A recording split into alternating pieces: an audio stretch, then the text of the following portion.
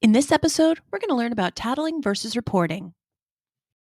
It's important to know the difference between tattling and reporting. Yet, what does that look like?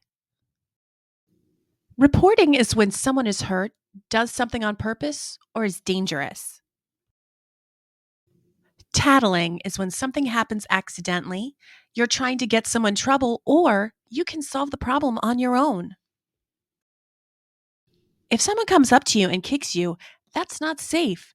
This is something that you report to the teacher. However, if someone accidentally bumps into you, you do not need to report that to the teacher. If you see someone fall and get hurt, report it to a teacher. If you see another student not doing their work, that is something that you do not need to report to the teacher. Now, if you see a student who's sick, you should report that to the teacher. If someone says something unkind to you, tell the person you don't like their words. If they continue to say unkind things, then you report it to a teacher.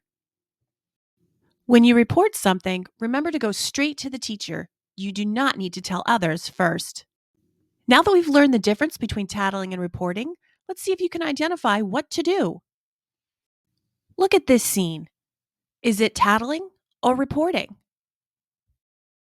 You're right, it's reporting. He isn't doing his work. Is this tattling or reporting? You're right, it's tattling. I hope you like this lesson on tattling and reporting. Don't forget to check out my channel for more lessons. Don't forget to like and subscribe and check out my TPT store to learn more.